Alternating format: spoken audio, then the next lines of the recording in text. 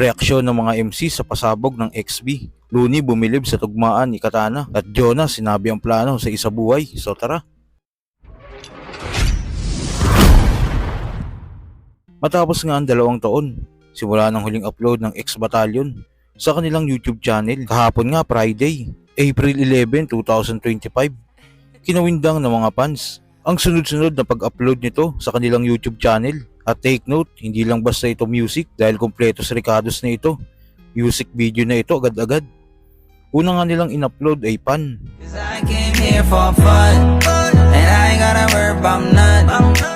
Pangalawa, 43X.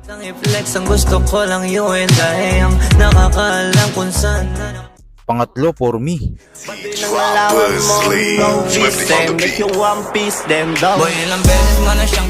Pang-apat, All Night.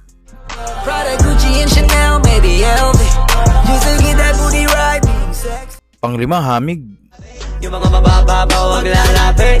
Asset, bawal ka dito kahit maging sabi. Pang-anim, Make Her Dance.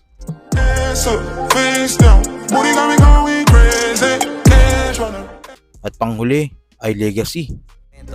Mapalad ang mga kapalaran, kami lagi nakakatsyempo. Pwede ka makisakay sa may pangalan. Dahil nga sa pasabog na ito ng XB, kahit ang mga battle MCs ay nagulat at napabaw dahil sa sorpresa na ito.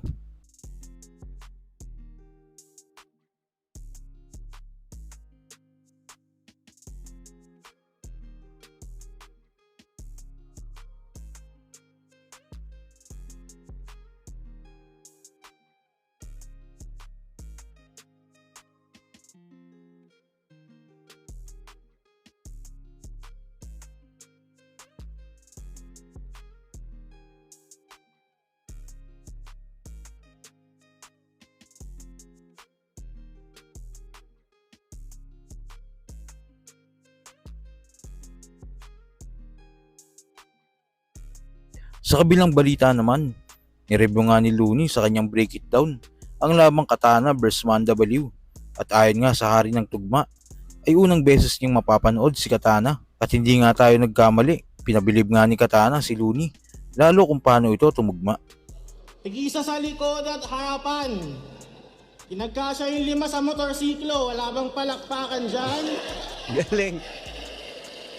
Okay din tong Katana, yung sense of humor niya tsaka kung paano niya ibinalik kay Manda Baliw yung usual intro ni Manda Baliw na sa likod. Yung mas magaling, tila hindi na to pagalingan at ang binibigyan ng parangal, yung walang katangi-tanging katangian. Hindi mo kailangan pag-igihan. Di ka tatanggalin dito. Ganda nun walang katangi-tanging katangian. At yun nga, napansin ko yung signature na maan ng isang tunay na lyricist talaga dito kay Katana. Parang napapansin ko yung disiplina niya sa pagtugma. Maganda yung mga rhymes na ginagamit niya. Yung banat niya na walang katangi-tanging katangian. Kita nyo, di ba? Parang kumpara kay Manda Baliw na one-liner, two-liner, si Katana, nag-e-extend siya ng rhyme scheme niya. Kapit sa bag, panic attack, awit ka brad. Yun yung sinasabi ko na mas disiplinado si Katana pagdating sa tugmaan kaysa kay Manda Baliw. Masama yung pagsamantala mo dito ng kababawan na yan mismo ang kasangkapan. Kaya sige magpabibo ka lang dyan habang sila'y napapangiti mo't nagagatasan. Ngunit ang hangaan sa talinong tangan-tangan, yun ang di mo mararanasan. Galing. Ang galing tumugma ni Katana. Galing nun. Consistent yun yung rhyme scheme niya dito sa last series ng mga bars na to. Sige magpabibo ka lang dyan habang sila'y napapangiti mo't nagagatasan. Ngunit ang hangaan sa talinong tangan-tangan, yun ang di mo mararanasan. Kamatay kang may dangal, dalian mo! Dalian mo! Di ba baliw ka? Kasi ibang saksak na tulando. Saan ko plano ilibing si Manda? Ang sagot, wala akong plano. Paliguan ng gasolina ang bangkay. Wala na maikinabang sa'yo, boy. At total di naman na umakain ng mahina. Diyan na lang kita papalamon sa apoy. Tuloy lang ang sunog. Nakala mo nagpapagulong ako. Anong tinitingin mo sa kanila, gago? Wala dyan tutulong sa'yo. Ganda ng setup nun, galing. Galing na sa jokes mo? Ako nga, hindi talaga ako medyante na tunay. Sa jokes, nagpamalas pa din ang husay. Kung gusto mo makita ano pa kaya kong gawin, isali mo akong isa buhay. Pero hindi next year.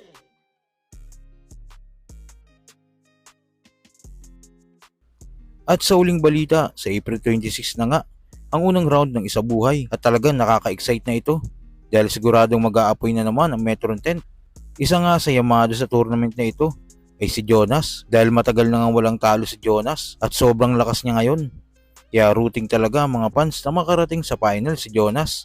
Sa interview nga ni Jonas kay Boss JJ, dito binalikan nila ang dati nilang gawa bago sila makarating kung asan sila ngayon. Pandemic yun. Doon ako iniisip ko paano kasi di ko naman kaya magkano isang bagsak ng dump truck na buhangin. At saka, Nasa 50,000.